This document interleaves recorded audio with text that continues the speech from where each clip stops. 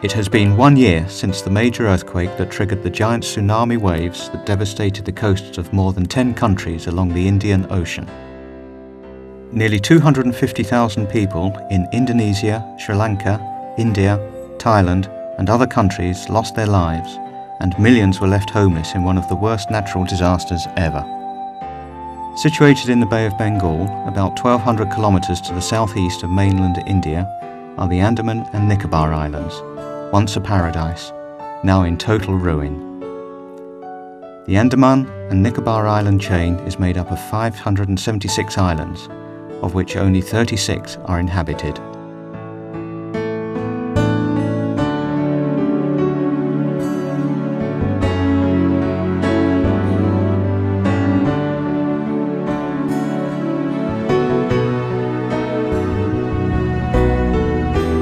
The worst affected islands include Little Andaman, Car Nicobar, the Nankorki group of islands, Kachal and Great Nicobar. The Car Nicobar and Kachal Islands, which were all but flattened in the catastrophe, suffered the highest number of casualties.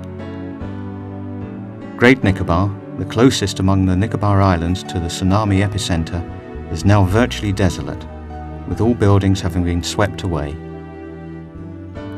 Islands like Kamorta, Kachal and Trinket have geographically changed in their shapes and sizes. Trinket has been split apart into 2 islands.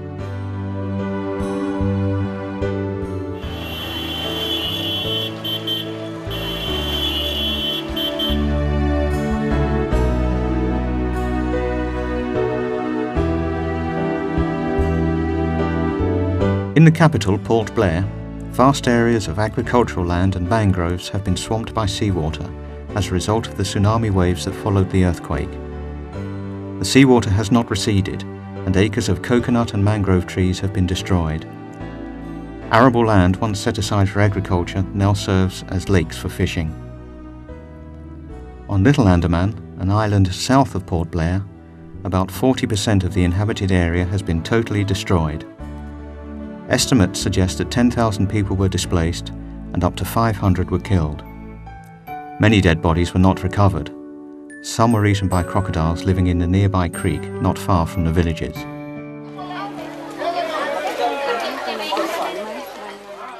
During the first 3 months, the victims lived in tents, after which they were then shifted to temporary shelters made of metal huts. 9 months later, they still remain in these virtually uninhabitable temporary houses. Here we have many problems. We don't have water, all the roads are muddy, there is no school or a place to play. Everything is a problem. We need a school for the children, a place for them to play, and we need medical help when people get sick.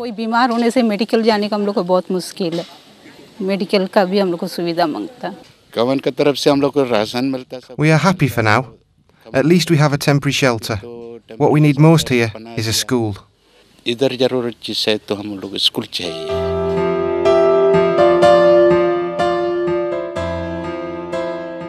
living conditions in the temporary shelters are damp and unhygienic, and these displaced persons face the possibility of living in these conditions for 2 more years before permanent houses are built.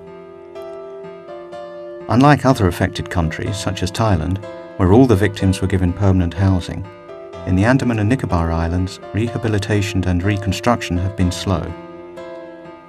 Further hindering the processes of rehabilitation are the considerable logistical hurdles.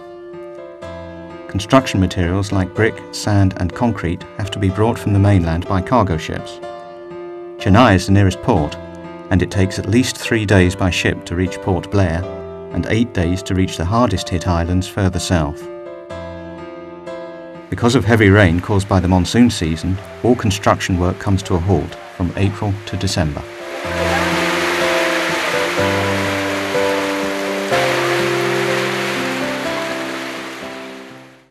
Most of the harbours in the islands have been smashed to pieces. Jetties, completely ruined by giant waves, remain unreconstructed, making it difficult for big ships to dock. The availability of the land poses another challenge, as the local administration strives to find enough land on which to put up permanent houses. Most of the land is low-lying, so we don't have much land. To have a permanent settlement, we have to get the land reserved from the forest department. It will take time.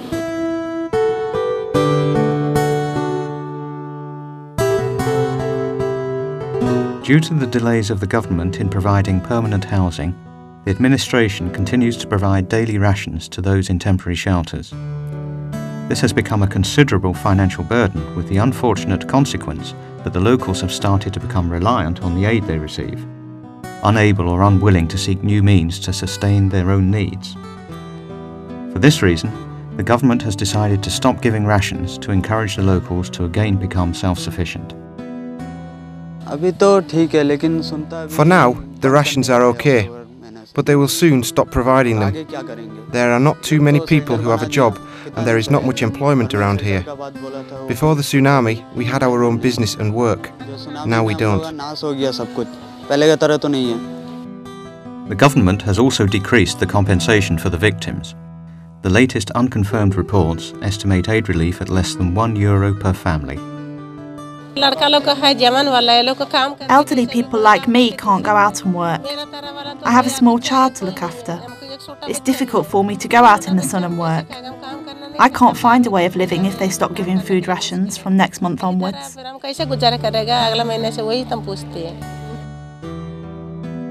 A lack of coordination between the different government offices and an imposition of severe restrictions on outside aid agencies in the relief operations has made the rehabilitation process very, very slow. Only the Catholic Church remains to carry out essential relief work. Soon after the disaster struck, Father Joseph Fernandez from Calcutta volunteered to remain on Little Andaman Island to lead the Catholic relief effort. In 8 months' time, Father Joseph's team, identifying the basic need for water as a first priority, constructed 18 wells near the temporary shelters and throughout the inland villages around the island, providing the people fresh drinking water. Local people now fondly refer to him as the Waterman.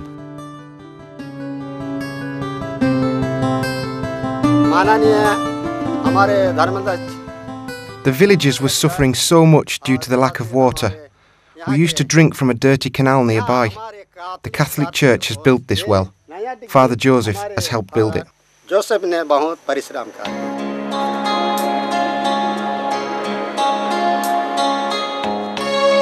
Other projects include the construction of toilets, the distribution of food and other immediate necessities, as well as the development of self-sustaining projects such as providing microcredit for employment and self-help programs that help give dignity and restore a sense of normality to daily life. We have been going around distributing a lot of relief materials because that was an initial phase, and in that process we have realized that people just go on multiplying their needs. It's pretty difficult for us because quite many times we also try to go at the emotional level. When people emotionally tells us a lot of stories about what has happened, we try to take care of them because the needs, wants just go on multiplying. There's no end to them. In Port Blair, the centre of the Catholic diocese, new boats were constructed for distribution to fishermen affected by the tsunami. To address post-tsunami trauma, the Catholic Church has organised psychosocial training programmes for would-be counsellors to aid in the healing process, particularly for the women and children most affected. Again, to provide a sense of dignity and normality, vocational training courses for women, such as dressmaking and embroidery, have been established. Due to the inability of the local church to financially support these initiatives, international Catholic charities such as Caritas